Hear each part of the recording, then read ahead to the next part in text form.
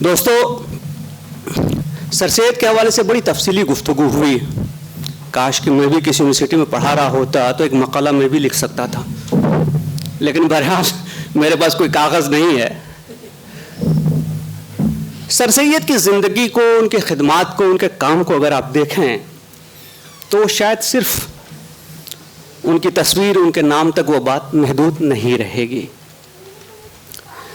اگر آپ قوم کے عزل و نسب کا جائزہ لیں تاریخ میں، قومیں کیوں بلندی پہ جاتی ہیں، کیوں ڈیولپ ہوتی ہیں، کیوں برتر ہوتی ہیں، اور پھر ان کا زوال کیسے ہوتا ہے، اس حوالے سے اگر آپ تاریخ کا مطالعہ کریں تو ابن خلدون سے لے کر ارنالڈ ٹوائنبی تک جن لوگوں نے بھی تاریخ کا مطالعہ کیا ہے، انہوں نے یہ بتایا ہے کہ قوموں کے عزل و نسب کا بنیادی اصول جو ہے وہ 3 چیزوں پر ہے.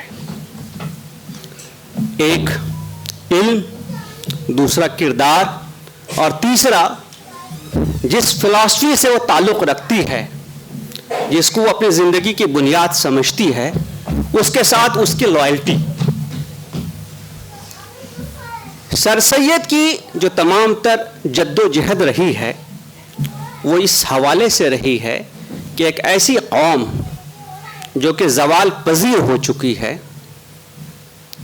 کیونکہ اس کے اندر کردار کی جو کمزوری ہے وہ کمزوری کسی سے چھپی ہوئی نہیں تھی، اور اس کے علم میں جو کمی ہے وہ بھی چھپی ہوئی نہیں تھی. اورنگزیب عالمگیر کے بعد، اور شاید بادشاہ ظفر اول کے بعد جو مغل شہنشاہ ہوئے، جب آپ تاریخ میں ان کا مطالعہ کرتے ہیں تو آپ کو ان کی حکمرانی کی حکمت کم اور ان کی رنگین مزاجی کے قصے زیادہ ملتے ہیں. ان کے کردار کی جو کمزوریاں ہیں وہ آپ کے سامنے عیاں ہوتی ہیں، اور تاریخ بہت شفاف ہوتی ہے، بہت بے رحم ہوتی ہے، یہ کسی کو نہیں بخشتی ہے. آج اگر ہم یہاں موجود ہیں MOU کالج کے قائم ہونے کے 150 سال کے بعد، اور علی گڑھ مسلم یونیورسٹی کے قائم ہونے کے 102 سال بعد، تو اس کی وجہ یہ ہے کہ یہ شخص جن کی تصویر یہاں لگی ہوئی ہے، تاریخ نے اپنی شفافیت کے باوجود ان کو اس زمرے میں رکھا ہے جن کے بارے میں قیامت میں یہ کہا جاتا ہے، اللہ نے کہا ہے قرآن میں کہ وہ لوگ کتنے خوش ہوں گے جن کو کہ ان کا اعمال کا پروانہ داہنے ہاتھ میں دیا جائے گا، یعنی وہ کامیاب ہو جائیں گے. تو تاریخ میں یہ کامیاب شخصیت ہوتی ہے، ان کا کام کیا ہوتا ہے؟ ان کا کام یہ ہوتا ہے کہ سب سے پہلے وہ اپنی قوم کے مرض کو پہچانتے ہیں، وہ اس کی کمزوری کو جانتے ہیں اور اس کمزوری کا علاج کرنے کی کوشش کرتے ہیں. وہ اپنے آپ کو پیچھے رکھتے ہیں اور اپنے مشن کو آگے کرتے ہیں. وہ ذاتی طور سے جس بھی پریشانی سے گزریں اس پہ وہ کبھی رنجیدہ نہیں ہوتے.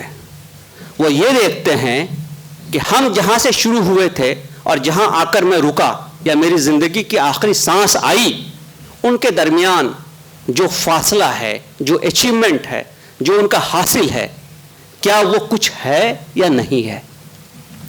سر سید یونیورسٹی قائم نہیں کر سکے، لیکن سر سید نے جو بنیاد ڈالی ہے تعلیم اور تربیت کی، یہ دنیا کے شاید ہی کسی یونیورسٹی میں آپ کو ملے گی.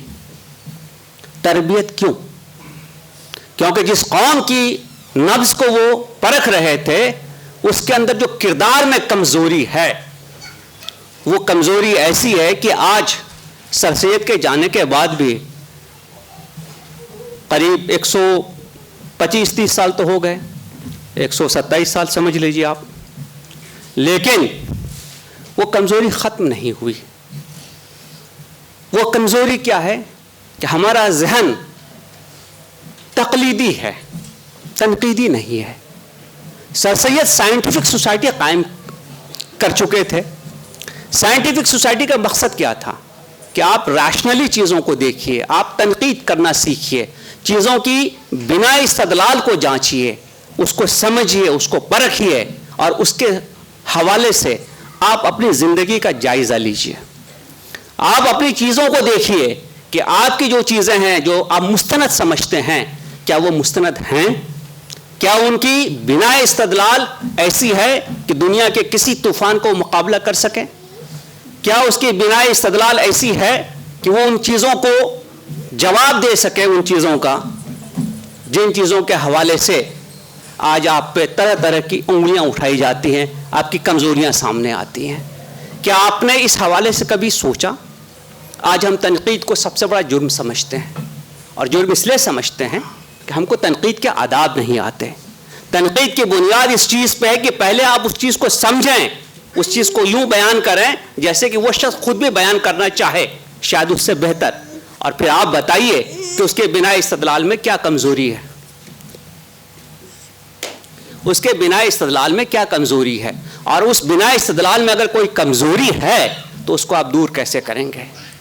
مغربی ممالک کیوں اتنے آگے بڑھ گئے؟ ان کے یہاں نشاط ثانیہ کیوں ہوا؟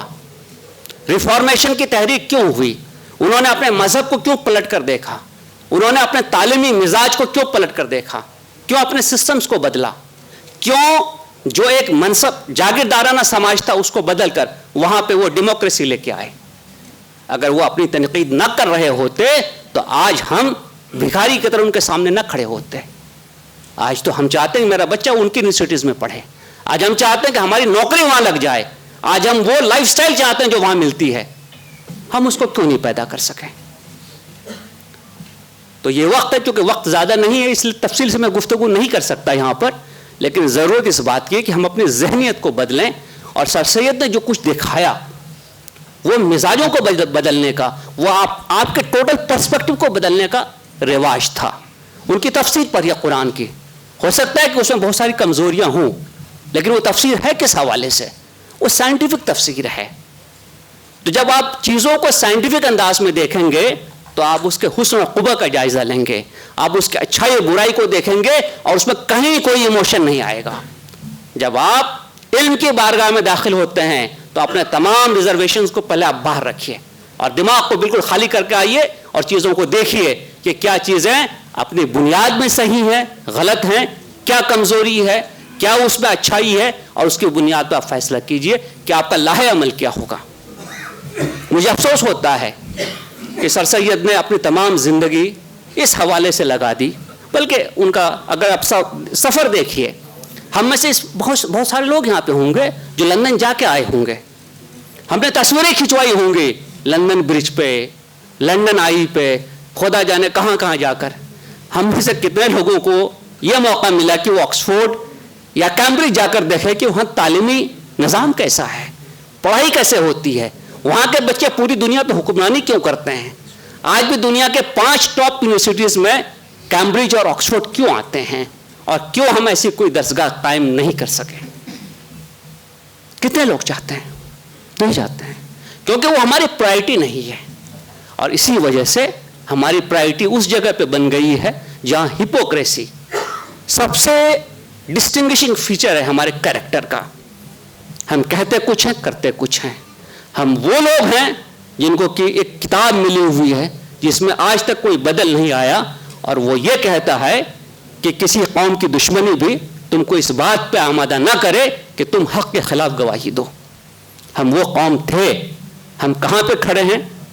اپنا احتساب ہم خود کر سکتے ہیں، اور یہی احتساب نہیں کرنے کی وجہ سے ہم سر سید کو صرف ایک فگر، ایک ڈنر کا ایشو سمجھتے ہیں، اس کی تحریک کو ہم آگے نہیں بڑھا پائے۔ کتنی یونیورسٹیز ہم کھول پائے سر سید کے جانے کے بعد؟ ایسا نہیں کہ وہاں سے لاکھوں لوگ تعلیم یافتہ ہو کر نہیں نکلے، انہوں نے زندگی میں اچھا نہیں کیا۔ میں نے یہ سوال کئی جگہوں پہ کیا ہے، ایسا کیوں کہ ہم کالج میں نہیں کھول پاتے ہیں؟ اسی ممبئی میں ٹھاکر کمپلیکس کو جا کے دیکھو آپ، ایک شخص، وہ کتنا پڑھا لکھا ہے میں نہیں جانتا ہوں، ایک پوری یونیورسٹی کے برابر ایک انسٹیٹیوشن کھڑا کر دیتا ہے۔ کیا ہم میں سے ایسے ذی شعور لوگ نہیں ہیں جو اس قسم کی کوئی چیز شروع کر سکیں؟ کبھی آپ کو اگر موقع ملے تو آپ سمیہ جا کے دیکھیے، میں اس کے ڈائریکٹر کو جانتا ہوں، اس کے اونر کو جانتا ہوں، میں کنوکیشن میں گیا ہوا تھا، میں چیف گیسٹ تھا، میں اسٹیج پہ بیٹھا ہوا تھا اور وہ سب سے آخری صف میں پیچھے بیٹھے ہوئے تھے اسٹوڈنٹ کے درمیان۔